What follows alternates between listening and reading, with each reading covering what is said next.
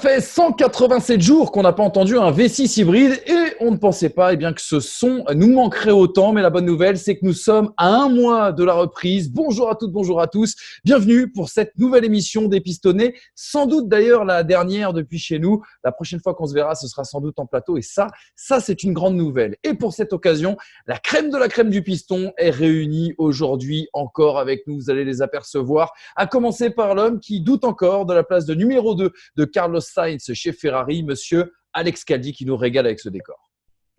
Oui, on verra pour Carlos Sainz, mais effectivement, heureux d'être là. Heureux, c'est enfin la dernière en confinement, on va dire ça. Mais très heureux d'être là et c'est un beau décor, on va dire ça. Tu nous donnes envie. Je pense qu'on n'aura pas de vacances cet été, alors de voir cette image-là, ça rajoute une deuxième larme, bien sûr, à notre malheur. La France, tu l'as dit, se déconfine et mon second a donc repris le chemin du karting, mais c'est aussi mis au sim racing avec perte et fracas d'ailleurs, notre vice-champion de France, monsieur Brice Germain. Salut Brice. Salut Manu, salut à tous. J'ai fait 2 activités. Le karting, ça s'est bien passé. Le sim racing, ça s'est mal passé. Et je vais m'entraîner un petit peu pour espérer revenir à hauteur de Pierrot un jour. Et puis mon troisième, désespère d'une officialisation de Fernando Alonso en 2020 chez Renault et devra bien sûr encore patienter un petit peu avant d'en parler dans cette émission. Vous l'aurez reconnu. Bonjour Hamza Rahmani. Bonjour à tous. Ouais, on attend encore quelques semaines, quelques mois peut-être et on espère que ça arrivera assez rapidement quand même. Écoute, on a hâte d'en parler, on a hâte de dire un petit peu les petites choses, les petites infos, les petites rumeurs qui traînent, mais on attend une officialisation bien sûr pour évoquer ce cas en espérant que ça arrive le plus vite possible. Et puis vous l'apercevez, mon dernier, la date depuis la dernière fois d'ailleurs qu'on s'est vu, mon dernier a vécu, on peut le dire, sa meilleure vie. Vainqueur aux 500 miles d'Indianapolis. Il a fait des streams avec Charles Leclerc, des interviews sur Sud Radio, une bataille à Monaco avec Thibaut Courtois et surtout, il a passé le cap des 100 000 abonnés sur sa chaîne. Monsieur Pierrot Despiello, qu'on va forcément applaudir parce que c'est extraordinaire. Bravo Pierrot. C'est gentil, merci, c'est gentil. Non, c'est gentil. Ouais, écoute, malheureusement, je n'ai pas réussi à dépasser le gardien du Real de Madrid à Monaco. Mais bon, ça, c'est les choses de la vie. On peut pas être bon partout et je suis pas super bon partout non plus. Il y a juste un endroit où je suis bon, c'est à déboîter Brice Germain en sim racing. Mais il est prévu qu'on se fasse un peu de karting pour voir si on y arrive aussi, si je peux y arriver à déboîter le petit Brice là. Non. Pas 2 fois. En tout cas, bravo pour ta chaîne, Pierrot, parce que j'avais annoncé il y a un an, je crois, que tu étais à 15 000 abonnés. Tu es désormais à 25 000 abonnés. 25 000, j'avais dit à l'époque. Je me suis dit, peut-être ça se trouve, il va faire la petite vanne de dire alors bravo, t'as dépassé les 10 000 abonnés, bien joué. Avec plaisir. Bravo et on attend que tu viennes bien sûr avec ton trophée des 100 000 abonnés bien sûr chez nous pour nous le présenter. Énorme émission aujourd'hui les amis avec, vous le voyez sur ce programme, l'officialisation des 8 premières dates européennes et la promesse d'une reprise en juillet en Autriche. On en parlera bien sûr dans les news et puis surtout dans le débat, on fera une projection sur une hypothèse, celle d'une association entre Lewis Hamilton et Sebastian Vettel chez Mercedes. Est-ce réalisable? Serait-ce une bonne chose pour les deux parties? On y répondra bien sûr dans cette émission. C'est la 35e des Pistonnés aujourd'hui. Merci d'être toujours aussi fidèles au rendez-vous et nous, on lance tout de suite les news.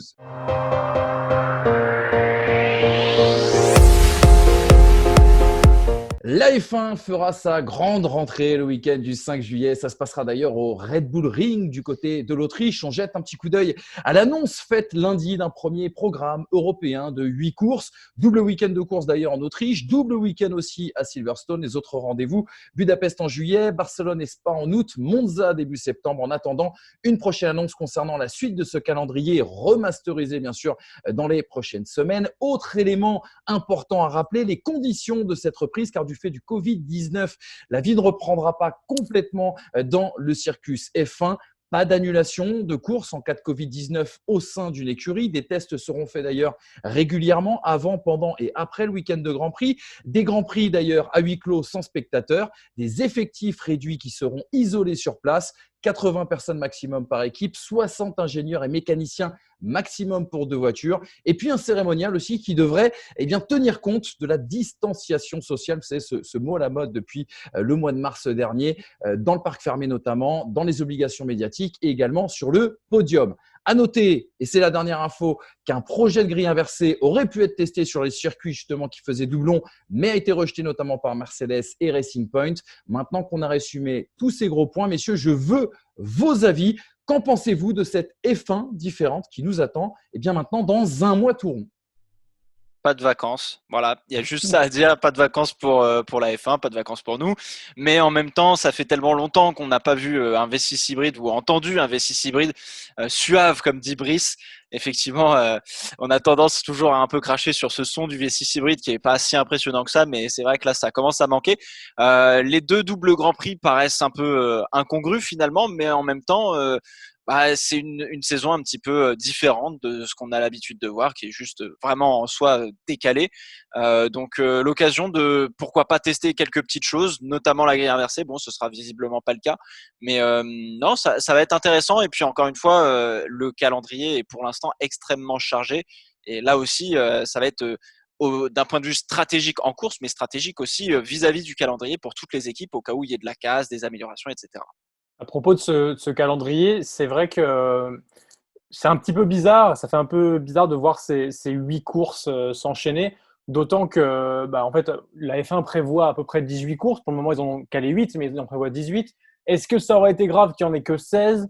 Est-ce qu'en fait, on est obligé de bourrer le calendrier avec vraiment 2 grands prix au même endroit, plus le fait qu'il n'y ait qu'un seul week-end de relâche sur tout l'été?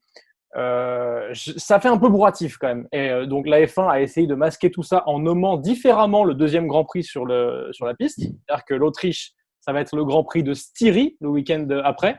Et en Grande-Bretagne, ce sera le Grand Prix du 70e anniversaire de la Formule 1.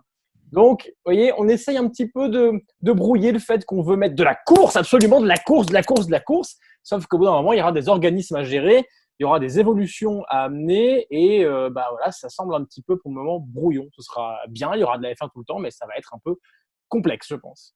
Après, au niveau de la FIA et de la FOM, il y a cette volonté en fait d'amener la Formule 1, de valider cette saison 2020. Parce que pour avoir un championnat du monde en soi, il faut au minimum 8 courses. C'est pour ça que là, le calendrier actuel, c'est seulement du début de saison 2020. Et c'est pour ça que je comprends cet aspect bourratif, mais on voulait absolument valider cette saison, à savoir qu'ils n'ont pas voulu, la FIA, pour l'instant, doubler le Grand Prix. Je crois que c'est en Espagne, où ils ont expliqué que pour l'instant, on voulait rester une seule fois à Barcelone. Barcelone s'attend à ce qu'on vienne une deuxième fois sur ce tracé. Peut-être que ça va s'appeler Grand Prix d'Espagne et le deuxième Grand Prix de Catalunya. Personnellement, j'y crois pas parce que ça ferait un enchaînement de 6 grands prix sur 6 week-ends consécutifs. Moi, je trouve simplement dommage. Ça aurait été l'occasion idéale, la saison idéale, pour intégrer des calendriers et des circuits qu'on ne voit pas habituellement en F1. Je pense à Imola, je pense à Portimao, Portugal. Pourquoi pas Hockenheim, un retour à Hockenheim. Voilà, c'est le seul petit positif que je trouve. Après, pour le reste, pour de la F1 enfin. Il y a un vrai débat qui va s'imposer. Là, pour le moment, on est sûr qu'il y ait 8 courses. Mais comment ça va se passer pour la manière dont les écuries vont appréhender ces courses, étant donné qu'arrivé en Belgique, on ne saura peut-être pas encore, on ne sait pas, peut-être en Espagne à la rigueur, si la saison se termine dans 2 Grands Prix ou dans 10 Grands Prix. On ne le saura peut-être pas. Donc, comment en fait les écuries vont s'organiser pour gérer leur saison, gérer leurs moteurs, gérer leurs équipements en se disant en fait voilà, on a 8 courses à venir, mais derrière on ne sait pas comment ça va se passer. Au niveau organisation pour les écuries, c'est compliqué. Au Brésil, ils sont persuadés qu'ils vont courir avec public. Oui, mais ça c'est Bolsonaro, mon ami. C'est pas. Ça peut être ambitieux. Mais ça ferait 6 grands prix de suite. Moi personnellement, j'y crois pas. Un doublon avec Barcelone. Après, on se souvient aussi que cette saison, c'est celle de l'adaptation. Et les écuries ont donné carte blanche, quoi qu'il arrive, de toute façon, à la FIA et à la F1 pour essayer pour le bon déroulement de cette saison. Donc, quoi qu'il arrive, je pense, cette saison 2020, les écuries s'attendent à devoir faire des sacrifices s'il le faut et ils le feront, justement, ces sacrifices. Moi, comme je le disais, le seul regret, c'est de ne pas avoir des circuits qu'on n'avait pas l'habitude de voir en F1. Voilà, c'est tout.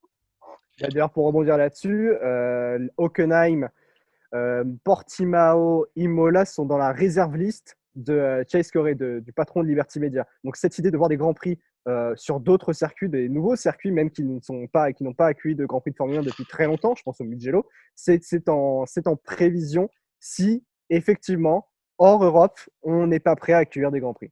Il y a une dernière chose aussi, juste pour terminer là-dessus, faut aussi prendre en compte que les équipes vont être en effectif réduit sur chaque Grand Prix, et donc du coup, effectivement, il y aura plus de personnes à l'usine. Est-ce qu'on va voir des roulements finalement entre les équipes, au sein même des équipes, pour pouvoir aller d'un Grand Prix à l'autre, parce qu'on sait qu'il va y avoir des quatorzaines forcément, ou pour faire en sorte de prendre le moins de risques possible d'un point de vue sanitaire, tout simplement.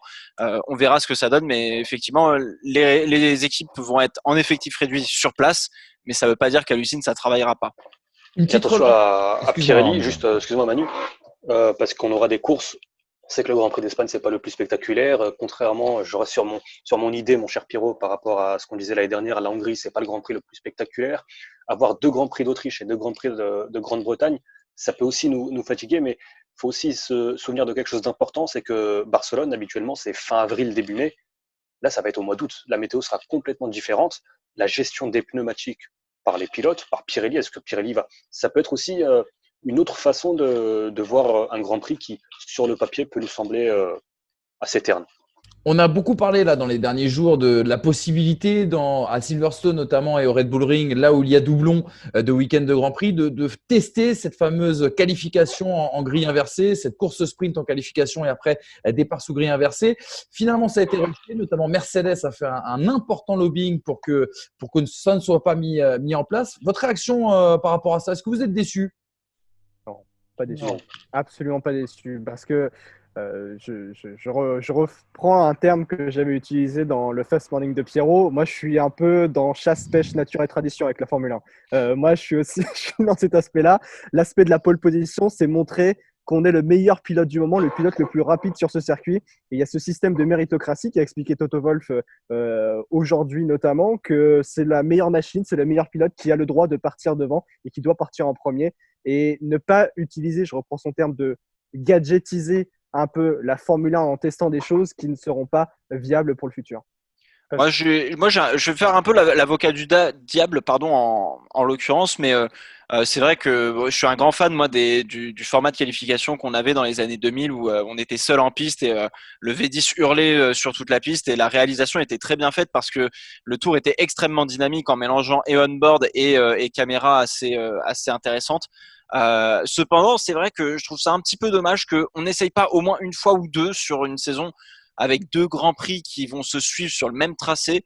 C'est un petit peu dommage qu'on n'essaie pas de tester quelque chose. Alors oui, effectivement, il y a un championnat du monde de Formule 1 et que du coup, ça risque de fausser un petit peu les stats, entre guillemets, on va dire ça comme ça. Mais c'est vrai que c'est un petit peu dommage qu'on teste pas, peut-être faire des grands prix hors championnat pour tester ce genre d'idée, parce que je trouve que sur le papier, ça peut être intéressant et j'aimerais bien voir ce que ça donne dans la réalité, malgré le fait qu'il y ait beaucoup de dangers, on va dire, entre guillemets, sportivement parlant. Et d'un point de vue organisationnel sur le papier, quoi. Bah, c'est quand même extrêmement important. Je veux dire, à la limite, les statistiques, c'est secondaire. Là, on a un championnat qui se déroule pour l'instant sur 8 Grands Prix. 8 Grands Prix, tu peux pas faire des tests sur un championnat du monde à 8 Grands Prix. Si Hamilton il perd un titre mondial parce que sur le 2e Grand Prix de Grande-Bretagne, il part derrière, t'imagines? Déjà que la crédibilité d'un champion sur 8 Grands Prix, elle peut être en doute par rapport à la F1 aujourd'hui actuelle. C'est un autre débat, je trouve pas, mais c'est un autre débat. Bah, sur la F1, et on l'aura ce débat. aujourd'hui, On l'aura ce débat, c'est une certitude. Des 15, 16, 20 Grands Prix, là, sur une saison à 8 Grands Prix, ça peut être différent. On ne peut pas se permettre de rajouter des contraintes supplémentaires pour entraver justement le bon déroulement du championnat et du sportif. Je rejoins un petit peu Hamza sur ce point, mais un peu sur un autre volet.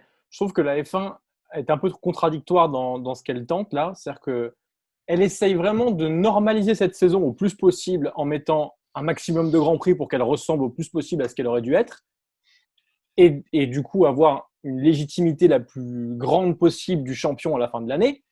Et là, au milieu, on nous balance des possibles mesures tests qui viendraient totalement fausser pas l'équité du championnat, parce que ce serait équitable, mais fausser ce championnat-là par rapport aux autres, finalement. Donc, en fait, il faut prendre une direction. Soit on normalise et on fait un championnat, on essaie de faire un championnat qui ressemble le plus possible à la réalité, soit on se dit que 2020 est une année de test, on tente des trucs. Mais jouer sur les deux tableaux, je trouve ça un peu bizarre, en fait. Oui, alors faut pas oublier en 2016 qu'on avait testé les formats de qualification pendant 3 grands prix avec une qualif à élimination. C'est pas pour autant que Nico Rosberg est moins légitime qu'un Lewis Hamilton. Sur une saison à 20 grands prix ou à 19. Voilà. Non, mais bien sûr, sur une saison à 20 grands prix. Là, on est sur une saison pour l'instant à 8 grands prix confirmés. Il y a d'autres grands prix qui arriveront plus tard normalement dans la saison. Est-ce qu'on partira sur 10 ou sur 16, 17, 18 grands prix? Ça, on sait pas. Mais je trouve que effectivement, c'est peut-être pas l'endroit de pouvoir effectivement tester ce genre de dispositif et qu'il vaut mieux, en l'occurrence, hors championnat, essayer de faire ça plutôt qu'à l'intérieur d'un championnat. Maintenant, 8 grands prix ou plus, enfin, je vois pas, il n'y a pas une question de légitimité pour moi à partir du moment où on fait plus de 8 grands prix sur le papier. Il y a marqué que tu peux devenir champion du monde selon la réglementation de la FIA. Donc, qu'il y en ait 8, qu'il y en ait 16, qu'il y en ait 18, on a déjà eu ce débat. Pour moi, le champion de cette année sera légitime quoi qu'il arrive et ce sera celui qui aura été le plus intelligent. Et c'est aussi ça, la Formule 1, c'est pas forcément celui qui va le plus vite, mais celui qui finit la course pour terminer premier derrière. C'est très important ce que tu dis parce que la gestion de cette saison aussi pour les pilotes, elle va être complètement différente et c'est aussi à celui qui sera le plus régulier, le plus concentré, qui aura la meilleure la préparation physique des pilotes est complètement chamboulée et c'est quelque chose forcément de très important aussi pour cette saison, de complètement différent. On sait notamment que, je crois, Lando Norris va monter dans une F3 avant de retrouver la Formule 1, histoire de se tester, notamment physiquement. Et on sait qu'au niveau du coup, ça devrait faire mal après le week-end du 5 juillet. Le 5 juillet, justement, marque le retour de la Formule 1, mais pas seulement, puisque le calendrier F2, le calendrier F3 a également été publié. Et Alex Caldi est parti à la rencontre d'un garçon qu'on vous a fait peut-être découvrir cet été, Théo Pourchaire, le champion F4 allemande, ADAC F4, bien sûr, qui débutera avec ART en F3 cette saison. Petit document justement avec Alex Caldi qui nous parle de la préparation de Théo Pourchaire et de la présentation surtout de ce calendrier 2020.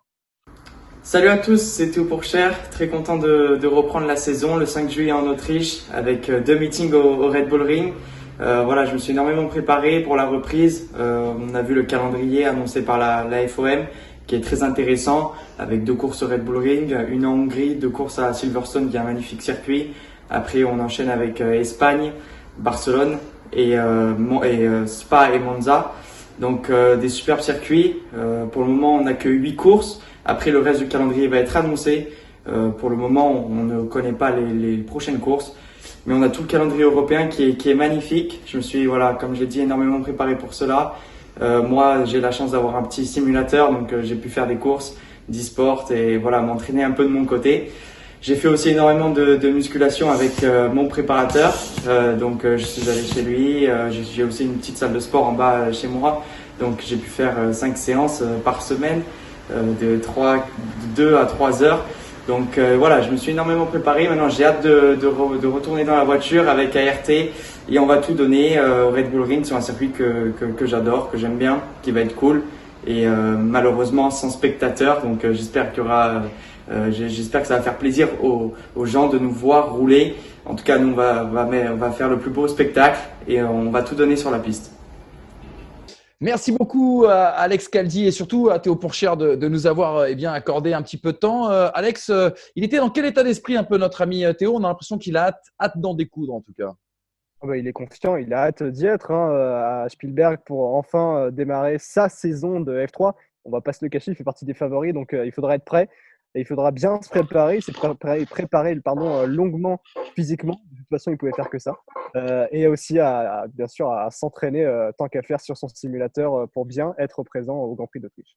Vous l'avez donc compris, la F1, la F2, la F3 repartent donc dans un mois pour notre plus grand plaisir. Mais il y a quelque chose d'encore un peu plus excitant en ce moment, l'hypothèse, la rumeur d'un tandem Hamilton-Vettel du côté de chez Mercedes. Et ça tombe bien, on va en débattre.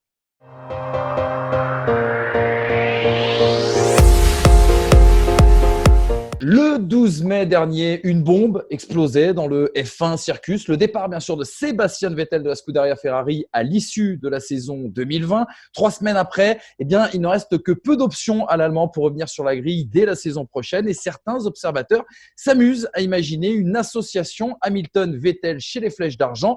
Petit rappel des faits, le 12 mai dernier, donc je vous l'ai dit, l'annonce du divorce Vettel-Ferrari. Toto Wolff déclarait à ce moment-là: nous ne pouvons bien naturellement pas ignorer qu'un grand pilote comme Seb, qui a aussi une grande personnalité et qui est un atout pour toute écurie de F1, soit sur le marché. Le 20 mai, première rumeur, la rumeur Daimler, qui nous est bien sûr partagée par le journaliste italien Giuliano Ducesa. Ola Kalinius, l'actionnaire de Daimler et son conseil d'administration, feraient alors pression, selon les propos du journaliste italien, sur Toto Wolff pour prendre Sébastien Vettel. Une autre rumeur qui nous vient de la presse italienne, cette fois-ci le 25 mai dernier, la presse italienne qui relaie que Hamilton, qui n'a toujours pas re-signé en 2021, serait contre la venue de Sébastien Vettel. Le 28 mai, cette fois-ci, la rumeur Toto Wolff. Motorsport Total écrit que le directeur de Mercedes pourra annoncer son départ de l'écurie à l'issue de la saison 2021. Une officialisation étant attendue, bien sûr, avant le début du mois de juillet. Et puis, le 3 juin, dernière déclaration en date de Toto Wolff, au micro de Martin Brundle. Je pense que nous devons à un quadruple champion du monde le fait de ne pas dire tout de suite non. Il faut y réfléchir. Nous gardons toute option ouverte, même si je suis heureux avec nos deux pilotes et également avec George Russell, qui, vous le savez, bien sûr, est le pilote de réserve, bien sûr, du côté de chez Mercedes. On rappellera d'ailleurs que Motorsport Italie annonce que George Russell pourrait remplacer Valtteri Bottas en 2021. Messieurs, avant de rentrer dans le détail et de se demander bien sûr si Mercedes et Vettel ont intérêt à collaborer ensemble, ma première question, elle sera plutôt simple. Est-ce que c'est un simple fantasme, cette histoire d'associer Vettel à Hamilton chez Mercedes, ou est-ce que c'est un scénario aujourd'hui qui peut devenir réalité? C'est possible, mais c'est improbable. Parce que aujourd'hui, la situation de Mercedes fait qu'ils ont un sextuple champion du monde qui fera absolument ce qu'il veut. Donc, s'il veut partir, il part. S'il veut rester, il reste avec le chèque qu'il a envie. Ensuite, on a Valtteri Bottas qui a posé beaucoup de questions l'été dernier. Et Valtteri Bottas, il faut savoir que son manager, c'est Toto Wolff. Donc, tant que Toto Wolff est là, Valtteri Bottas ne restera pas sans baquet. Ça veut dire que ça peut être soit chez Mercedes, ça veut dire que ça peut être soit chez Renault par le baquet laissé vide par Ricciardo. Mais du coup, on est bien d'accord que ça nécessite un départ à peu près volontaire, soit de Bottas, soit d'Hamilton. Donc déjà ça, c'est très peu probable étant donné qu'ils sont dans la meilleure voiture et que visiblement, ça quand même parti pour durer même après 2021. Après, si ça arrive, si un des deux s'en va, effectivement, Mercedes se garde la possibilité d'avoir cette porte ouverte, d'avoir l'arrivée de Vettel. Mais encore une fois, il y a encore une complication parce qu'il y a George Russell derrière qui pousse au portillon. Donc effectivement, c'est compliqué. Il y a 3 pilotes, il y a comme 4 pilotes pour 2 baquets, 2 qui sont en place, 2 qui n'ont aucun intérêt à faire partir. Donc effectivement, improbable. Moi, j'ai une vraie question parce que plusieurs fois, à plusieurs reprises, on a vu la filière Mercedes ne pas marcher du tout. On l'a vu pour Esteban Ocon, on l'a vu pour Pascal Wehrlein, on l'a vu pour d'autres pilotes qui venaient du giron Mercedes. Ça marche pas cette filière. Est-ce que pour une fois, j'espère, parce que pour une fois, ça pourrait marcher avec George Russell à la place. Alors, faut voir, hein, George Russell, si Bottas s'en va et que George Russell est en bataille avec Sébastien Vettel pour le baquet Mercedes, ça va pas être facile, hein, pour le coup. Ça va falloir un petit peu prouver que effectivement George Russell est bien un pilote d'avenir et je pense qu'on n'a pas beaucoup de doutes là-dessus. Ce sera un des protagonistes, hein, de l'avenir de la Formule 1. En revanche, ouais, ça reste un peu fantasmique finalement l'arrivée de Vettel chez Mercedes. Je pense que secrètement, tout le monde a envie de voir ce que ça donnerait d'associer Vettel à Hamilton, de voir une équipe de vieux entre guillemets face à des jeunes loups que sont Verstappen, Leclerc et compagnie, même avec Carlos Sainz. Donc voilà, c'est un fantasme, mais j'ai l'impression, au vu des déclarations, que tout le monde prend son temps, etc., qu'il y a des petites choses qui doivent forcément se tramer un peu en coulisses et que ce fantasme, j'espère quelque part, devienne réalité pour le plus grand plaisir de beaucoup de fans au final, parce que ça serait absolument une histoire fantastique et une promesse d'une saison 2021 et peut-être 2022 assez folle. Ce serait quelque chose de plausible, dans le sens où aussi, faut se rappeler que Daimler, ils étaient très heureux de voir Nico Rosberg remporter le titre de champion du monde dans une voiture allemande. C'était le premier Allemand de nationalité à remporter un titre de champion du monde dans une voiture allemande. Et ça, c'est aussi pour ça que Michael Schumacher est revenu une deuxième fois et arrivé à commencer l'aventure avec Mercedes en 2010. Faut pas l'oublier parce que Daimler aime ça, aime voir ses voitures au plus haut. Marketingment parlant, sur le terme de l'image, c'est très beau. Voir un sextuple champion du monde et également un quadruple champion du monde dans la même voiture, ça veut dire rassembler tous les champions du monde de la décennie au sein de la même écurie. Rien que pour ça, je pense que Mercedes poussera Toto Wolff, quoi qu'il en advienne pour l'avenir de Toto Wolff dans l'écurie. On sait que c'est un petit peu compliqué, les tensions sont là entre Toto Wolff et la maison mère Daimler. Donc rien que pour ça, on peut imaginer voir ces deux-là se rassembler dans la même écurie, même si ça pourrait peut-être déplaire à Lewis Hamilton qui aimerait bien rester tranquillement dans son baquet chez Mercedes et ne pas voir quelqu'un l'embêter, même si c'est peut-être sa dernière saison en Formule 1. Ça, c'est une supputation, Alex, parce que vous le verrez, on a ressorti une vieille déclaration de Lewis Hamilton sur le sujet. On va l'exhumer dans quelques instants, mais j'ai envie d'entendre l'avis de Hamza aussi également sur le sujet. Mercedes aujourd'hui, quoi qu'il arrive, est dans l'histoire de la F1. Par ses résultats, par sa domination actuelle. Mercedes écrase la concurrence depuis maintenant plusieurs années et de longues années.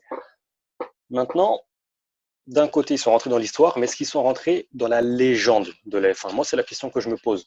Pour rentrer dans la légende, c'est ce que je dis très souvent, peu importe le sport finalement, il faut raconter des histoires, et une belle histoire. Est-ce que créer une belle histoire, c'est pas associé, comme tu le disais, Alex, deux pilotes qui, à eux deux, compteraient 10, peut-être 11, si Lewis Hamilton remporte un 7e titre cette saison, 11 championnats du monde au sein de la même écurie. Moi, je me pose des questions. À l'époque, l'une ou peut-être la plus grande rivalité de l'histoire de la F1, Prost-Senna, McLaren, on en parle encore. Quand on voit Ayrton Senna et Alain Prost ensemble, Suzuka par exemple, on voit aussi la McLaren.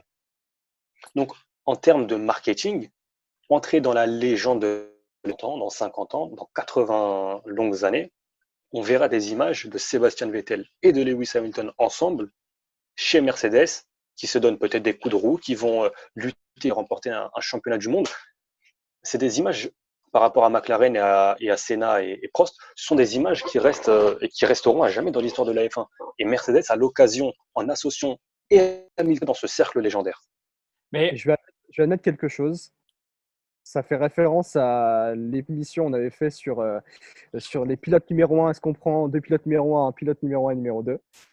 J'aimerais voir Sébastien Vettel et Lewis Hamilton s'assembler. Alors, ça va être la seule exception à tout ce que j'avais dit, mais j'aimerais voir ça au nom de l'histoire, au nom de on va rassembler 10 titres de champion du monde dans une seule écurie. Et j'ai envie de voir ça, et ça sera la seule fois où je pense que je dirais ce genre de choses. C'est la seule fois de l'histoire de la F1 où on aura 10, enfin peut-être on verra sur le futur, mais on aura 10 ou 11 titres associés dans la même voiture. J'allais dire la même chose qu'Alex. Je ne suis pas pour deux numéros 1, mais il faut reconnaître que la sexitude de ce line-up est quand même très très élevée. Et puis, elle permettrait quand même une chose incroyable. Elle permettrait à Lewis Hamilton, elle donnerait une carte à Lewis Hamilton pour aller chercher un 7e titre face au seul qui lui a pris des titres ces dernières années à part Rosberg, et d'aller se chercher ce 7e titre avec plus de légitimité encore qu'il n'en a eu jusque-là, aller égaler Schumacher avec encore plus de panache et en fait, il serait encore moins critiquable parce qu'il aurait battu Sébastien Vettel dans la même écurie. Parce que là, on dit il y a une bataille Hamilton-Vettel. Non, Vettel n'a pas les mêmes armes qu'Hamilton. Hamilton peut se permettre de faire des erreurs, mais s'il n'en fait pas, Vettel ne peut pas se permettre de faire des erreurs. S'ils ont les mêmes voitures, et si Hamilton va le battre dans ce domaine-là, Hamilton, il a la clé en main à ce moment-là pour devenir certainement aux yeux de tous le plus grand de tous les temps parce qu'il aura battu tout le monde, et même sur des voitures égales. J'ajouterais juste quelque chose. C'est très important. Vas-y, ouais. C'est très important ce que tu dis par rapport à Lewis Hamilton, mais même parce que tout à l'heure j'ai parlé selon le prisme Mercedes, mais maintenant je vais parler selon le prisme Lewis Hamilton. Dépasser, égaler s'il ne remporte pas cette saison, ou dépasser s'il remporte le titre cette saison, dépasser le nombre de titres de Michael Schumacher avec Sébastien Vettel à côté, C'est pas pareil. C'est pas Ah oui. pareil que de battre Ah oui. Valtteri Bottas ou George Russell ou un autre. Je suis d'accord. Et pour le cas de Sébastien Vettel, de l'autre côté, il faut se souvenir que chez Ferrari, on est en Italie, on a le soutien d'une nation. À chaque fois que Ferrari court, c'est pas seulement Ferrari, c'est la nation qui est derrière. Avec Mercedes, Sébastien Vettel dans la voiture, ce sera la nation qui sera derrière Mercedes et aussi Évidemment. Sébastien Vettel, et cela plaira fortement, certainement en tout cas, non pas seulement à Mercedes, mais au groupe Daimler. Et puis très important là aussi par rapport à Sébastien Vettel, parce que on verra ce que cette saison 2020, mais pour l'instant, on va pas se mentir, son association avec Ferrari est plutôt un échec. Lorsqu'il a quitté Red Bull, la question que tout le monde se posait, c'est est-ce qu'il va réussir à gagner ailleurs que chez Red Bull? Il a échoué chez Ferrari pour l'instant. On verra pour cette saison 2020. Mais s'il ne remporte pas le titre cette saison, il a aussi l'occasion de démontrer qu'avec un Lewis Hamilton à côté, avec peut-être et certainement la meilleure voiture, mais que mine de rien, tu as Lewis Hamilton à côté, bah, tu es aussi quelqu'un qui va compter quoi qu'il arrive dans l'histoire de la F1. Et c'est un step, un cap qui, je pense, doit encore franchir, malgré ses 4 titres avec Red Bull. Surtout que Hamilton n'a affronté de champion du monde qu'Alonso. Rosberg n'était pas champion du monde quand il l'a affronté, mais au final, c'est que sa première saison chez McLaren où il a affronté un grand des grands. Je ne veux pas réduire Nico Rosberg, mais à l'époque, sur les 3 saisons qu'il fait, Rosberg n'est pas encore champion. Rosberg a encore de l'apprentissage et c'est à la fin de cet apprentissage, de ses erreurs mentales et de pilotage qu'il devient champion du monde. Mais il n'y a eu qu'une seule saison où il a eu cet affrontement-là, ce vrai affrontement-là. Et finissent à égalité. Exactement. Et quoi de plus beau en fin de carrière que d'aller mettre une pilule à un quadruple champion du monde? Là, c'est une histoire. C'est clairement, c'est une histoire que tu as écrite. Tentez de mettre une pilule. Hein. Vous allez un petit peu vite, les amis, parce qu'on était bien sûr sur fantasme ou réalité, et j'ai bien entendu les différents avis. C'est-à-dire que oui, forcément, il y a une part très importante de fantasme, bien sûr, pour nous passionnés de Formule 1, mais que peut-être cette saison 2021, il y aurait la possibilité, bien sûr, et bien d'une réalité, puisqu'on l'a dit, hein, Bottas en fin de contrat après 2020, et surtout Vettel qui n'a pas de baquet. Regardez ce petit sondage justement qu'on a posé sur le compte Twitter des pistonnés. Hamilton, Vettel, est-ce que vous y croyez? 48% des internautes, 1500 personnes ont répondu à ce sondage. 48% ont cliqué sur « j'ai envie d'y croire ». 37% plus terre à terre qui pensent qu'il s'agit d'un rêve et seulement 6% qui y croient vraiment. Autre déclaration, je vous en parlais aussi également tout à l'heure, on a Hamilton qui nous déclare le 27 août 2017, c'était en marge à l'époque du Grand Prix bien sûr de Belgique à Spa, il disait ceci: il est très peu probable que Vettel nous rejoigne, il veut être numéro 1 et je ne pense pas qu'il veuille être mon coéquipier. De mon côté, je suis prêt à courir contre n'importe qui, se mesurer au meilleur pilote est toujours une bonne chose. C'est assez rigolo quand on retrouve quand on exhume bien sûr cette déclaration bien sûr 3 ans après. Bernie Ecclestone aussi également qui nous disait le 21 mai dernier, Mercedes devrait envisager d'impliquer un héros allemand comme Sébastien. Cela pourrait créer un élan émotionnel pour les employés et aussi donner des signaux positifs pour le monde extérieur. En tout cas, l'efficacité des relations de Vettel chez Mercedes serait énorme et ça le serait aussi pour la Formule 1. On sait que Chase Carey aussi également est monté au créneau et aimerait voir Sébastien Vettel intégrer bien sûr Mercedes. Et puis, il y a cette dernière déclaration de Christian Horner. C'était le 1er juin dernier, il y a quelques jours. Si Mercedes veut avoir la migraine avec un duo Seb-Lewis, ce serait super à voir pour nous tous, sauf pour l'écurie, parce que ce serait une grosse migraine à gérer. Alors, deuxième question, messieurs, si on prend les intérêts propres des deux parties, est-ce que Mercedes a intérêt à recruter Vettel? Est-ce que Vettel a intérêt à aller chez Mercedes en admettant qu'il y soit d'ailleurs bien sûr associé à Lewis Hamilton? Pour reprendre ta déclaration sur Lewis Hamilton en 2017, la situation de Vettel, elle a changé. Aujourd'hui, est-ce que Vettel accepterait de ne pas être numéro 1 chez Mercedes, qui va lui fournir la meilleure voiture? Sincèrement, et j'espère que même avec un Lewis Hamilton à côté, Sébastien Vettel, il l'accepterait, parce que ça veut dire que tu aurais la possibilité de remporter ce 5e titre. Non, moi je pense que ça se passerait d'une manière très simple. C'est que on irait chercher Vettel en lui disant t'es numéro 1 et on irait dire à Hamilton t'es numéro 1. Et jamais on dira à l'un des deux qui sera numéro 2. J'y crois pas. Hein. Toto Wolff, il est encore là. Jamais il n'oserait faire ça, Lewis Hamilton. Hein. Jamais. Hein. Tu vas pas dire à Vettel que t'es numéro 2. Tu peux pas dire à un quadruple champion du monde qui est numéro 2. C'est Ah. pas possible. Non, mais attends. À la place de Mercedes, c'est déjà une fleur d'offrir un baquet Mercedes à Sébastien Vettel. Ouais, enfin, ça va, c'est pas non plus le peintre de village à qui t'offre un baquet quand Non, même. mais ce que je te dis, c'est que, et là on en revient au débat numéro 1, numéro 2, et vous aviez entièrement raison sur ce point-là, c'est qu'aujourd'hui Mercedes a les résultats, avec un numéro 1 et un numéro 2, avec Hamilton et Bottas. Donc en soi, prendre Sébastien Vettel, c'est aussi un risque pour Mercedes. Moi, j'ai quand même une question, c'est que je me dis, est-ce que ça sent pas le piège pour Sébastien Vettel, dans le sens où, alors oui, il va pas avoir beaucoup d'autres options, on va dire, sur le marché des transferts, mais ça sent quand même vachement le piège, parce que au même titre que Verstappen chez Red Bull, Lewis Hamilton, sa maison, c'est Mercedes et pas l'inverse. Enfin, si, plutôt l'inverse justement. Mercedes, c'est la maison de Lewis Hamilton. Enfin, quand tu mets un pied chez Mercedes, tu mets un pied chez Lewis Hamilton, et donc voilà. Donc, est-ce que Sébastien Vettel, alors ça va sortir le piège, tant mieux pour nous s'il accepte, parce que là, pour le coup, c'est vraiment vouloir se challenger soi-même. Hein, J'aimerais avoir un piège pareil. Je pense que tout le monde aimerait avoir un piège pareil, clairement, on est d'accord là-dessus. Mais je pense que faut pas oublier que Lewis Hamilton est extrêmement fort en jeu psychologique. On l'a vu avec son combat contre Nico Rosberg. D'ailleurs, pour en revenir à ça rapidement, eh bien, on sait, pendant quelques semaines, mois, voire peut-être années, on s'est dit faut qu'on profite de Rosberg et Hamilton, parce que c'est une histoire à la Senna Prost. Et finalement, aujourd'hui, ce qu'on retient de ça, bah, pas grand-chose. Donc, on a eu 3 Mais années pourquoi? où ça s'est beaucoup battu, mais parce qu'il n'y a pas cette saveur justement d'associer deux gros champions du monde, deux énormes calibres, parce que comme l'a dit Brice, sans vouloir faire offense à Rosberg, c'était pas un énorme calibre quand il a commencé à se battre contre Lewis Hamilton, il était encore en progression. Là, Sébastien Vettel, est-ce qu'il a passé son pic de carrière? Peut-être, peut-être pas. Est-ce qu'il peut avoir un deuxième souffle? Est-ce qu'il peut justement aller chercher une couronne mondiale avec Mercedes?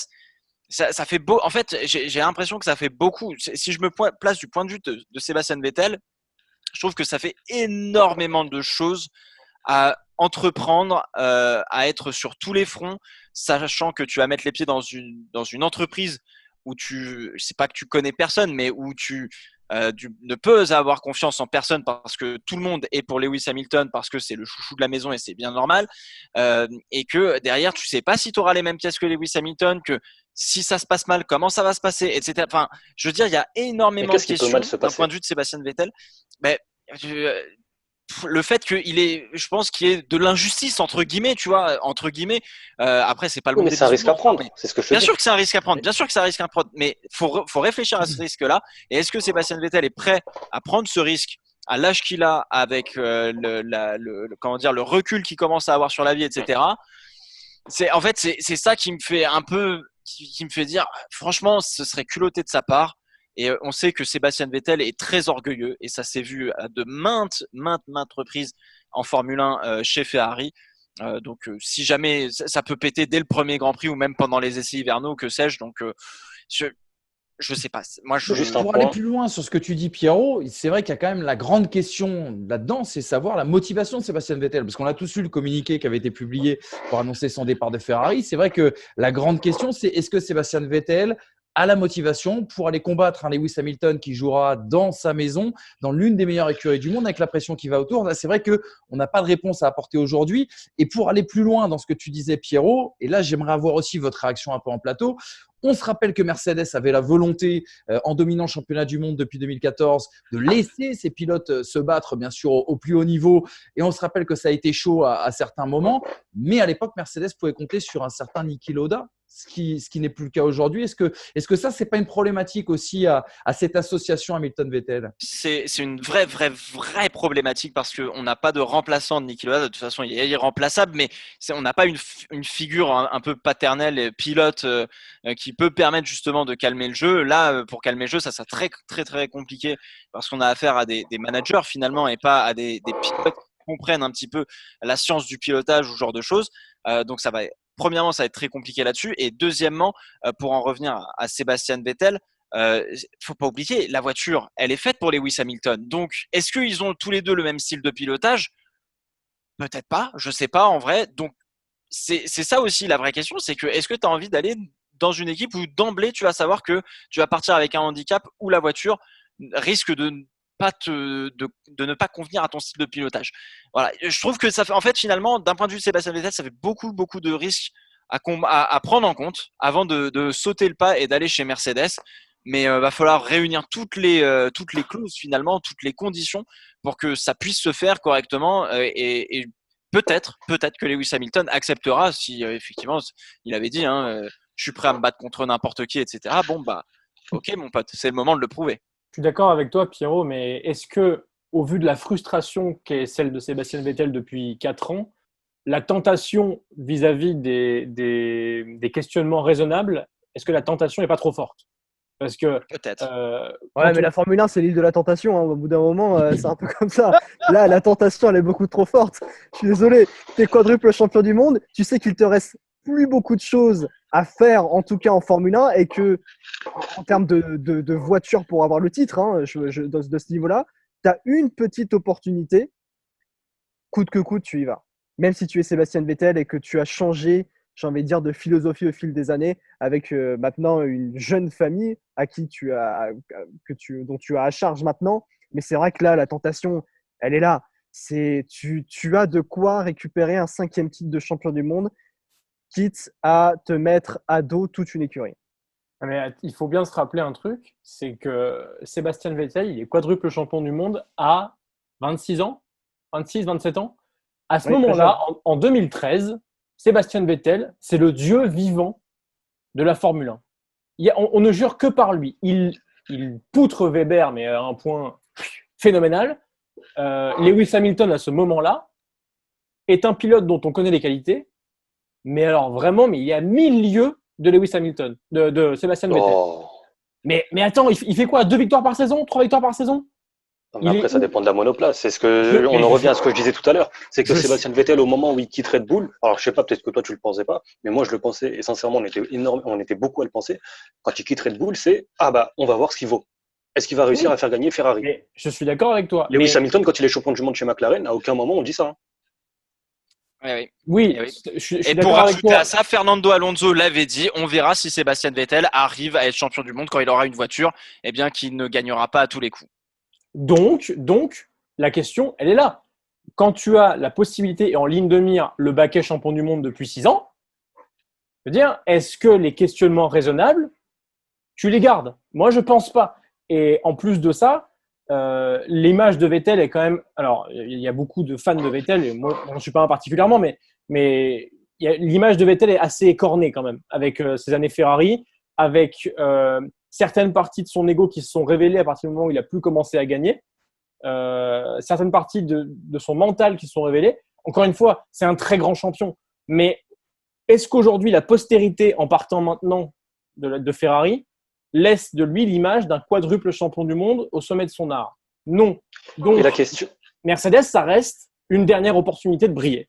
Mais justement, excuse-moi Brice, la question c'est, est-ce que si aujourd'hui Sébastien Vettel fait le choix de courir pour Mercedes et qu'il échoue, ça que ruine son tout, image… ça ruine encore plus.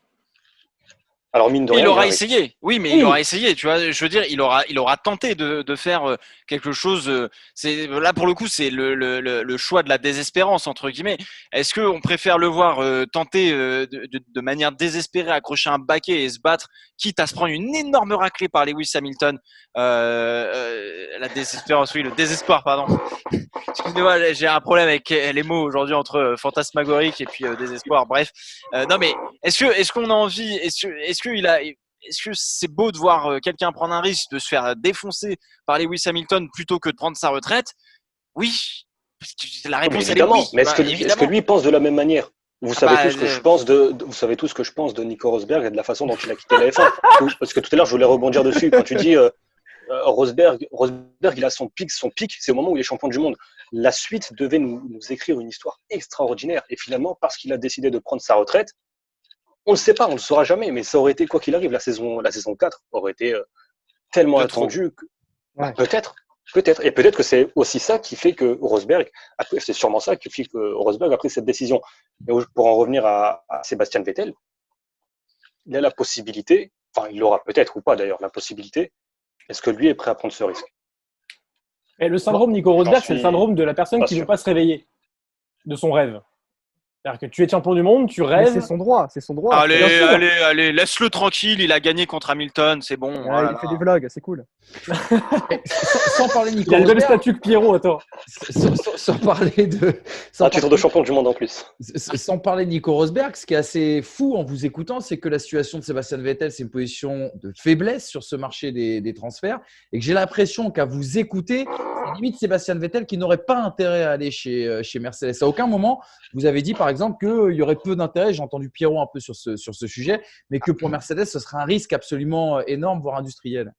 Bah, c'est un risque pour les deux en fait. C'est un risque et pour Mercedes et un risque pour Vettel parce que l'équation fait qu'il y a Hamilton dedans. Et derrière, c'est un risque pour les deux. Et puis, est-ce qu'il est en position de faiblesse? Oui, c'est lui qui quitte Ferrari. Donc, à partir du moment où tu quittes Ferrari et que tu n'as pas un autre baquet pour aller dans une autre écurie, c'est terminé. Tu es effectivement en position de faiblesse. Donc, voilà, là, il va tenter sa dernière chance. C'est la dernière chance comme à Top Chef. Et puis voilà, qu'est-ce que tu veux que je te dise? Je suis pas sûr qu'il soit en position de faiblesse parce que dans sa logique de ce que je lisais sur son communiqué, il n'a pas envie de s'accrocher. S'il n'a pas le Oui. volant qui lui plaît, il partira. Ouais, mais C'est Hamza, différent, tu- c'est différent d'un c'est- Fernando Hamza. Alonso. Non mais c'est Oui, oui, complètement non, différent d'un Fernando Alonso par exemple. C'est pour ça. Alors déjà là, sur ce point-là, il faut nuancer. Après, évidemment qu'il y a un risque pour Mercedes, mais c'est le risque à prendre pour revenir à ce que je disais au début. C'est un risque à prendre pour entrer dans la légende de la F1. Est-ce que le jeu en vaut la chandelle? Je pense. Vas-y, Juste Alex. à moindre mesure, Lewis Hamilton, 35 ans, Sébastien Vettel, 32 ans. Il est plus jeune et ça me ferait mal aujourd'hui de voir Sébastien Vettel partir à seulement 32 ans. Alors, bien sûr, il faut nuancer encore. Hein. 32 ans, c'est quand même très jeune pour partir dans le monde du sport. À quel âge est parti Nico Rosberg? Ouais, ça, c'est autre chose. Non, Trop mais jeune. encore une fois, c'est totalement Eh autre chose. voilà. C'est un cas à part, Nico Rosberg. Et toi, t'as la même coupe là. Beaucoup trop. Hamilton est un mec qui envoie des gars à la retraite, c'est tout, c'est comme ça.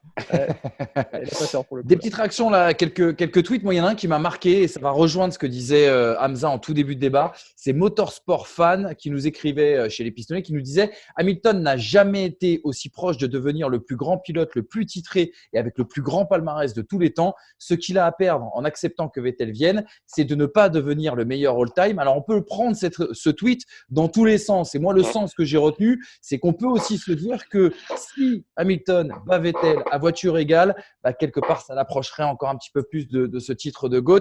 Et comme disait Hamza, moi, c'est peut-être cet argument-là que je retiendrai, c'est que, en effet, les McLaren aux couleurs de Marlboro blanche et rouge de la fin des années 80, je pense que même nos enfants qui n'ont pas vu ces saisons-là, et d'ailleurs, vous certains, je sais que vous n'étiez pas nés, pour certains d'entre vous, moi tout juste, on s'en rappelle, on a tous ces images en tête et c'est peut-être ça qui fera pencher la balance, en tout cas sur une arrivée de Vettel chez Mercedes. Qui y croit vraiment au fond de lui pour 2021, en tour de table très rapide?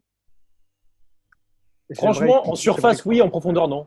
Ouais, c'est ça. Si J'ai tu avais envie, réponse mais- entre oui ou non, quoi. Je sais que c'est un peu boule de cristal, c'est juste pour se mouiller qu'on en Allez, rigole. c'est- dans moi, un- Moi, je vais me mouiller parce que je vais dire oui, j'y crois, comme ça au moins, c'est sûr qu'il ira pas chez Mercedes. Mais j'ai envie d'y croire. Il y a trop d'indices qui te laissent trop fantasmer dessus pour pas y croire et c'est ça qui est chiant, c'est qu'on va être déçu à la fin. Je suis d'accord aussi avec Pierrot, tu l'avais dit juste avant, mais j'y crois aussi. Parce qu'il y a une certaine histoire et moi qui suis, je vais faire le rapprochement avec le jeu vidéo, mais c'est comme si vous aviez une histoire, ça commençait et tout d'un coup, on vous dit, il y a le boss final pour Lewis Hamilton, c'est Sébastien Vettel, pour Ouais. ensuite arriver à la fin du jeu et l'avoir enfin remporté la game. Oui, J'ai en fait, envie d'y croire, mais personnellement, j'y crois pas trop. Même si je le vois plutôt du côté industriel, du côté de Mercedes. Il y a beaucoup de raisons qui feraient que Mercedes a tout intérêt, mais j'y crois pas trop. encore une fois, moi, la narration me pousse à y croire. La narration des deux carrières des deux pilotes. Après, quand tu te poses 2 minutes avec des arguments objectifs, c'est inconcevable. Ce serait de la folie. Ce serait de la folie, en Ah effet. ouais, Oui, mais la Formule 1 est folle. Oui, la Formule 1 est complètement folle. En tout cas, on pas va en suivre Espagne. l'actualité des prochaines semaines, les amis. Est-ce que vous avez envie de jouer avant qu'on se quitte? Oui. Je vous ai préparé un quiz du diable. Ah. Le quiz. Je me posais la question.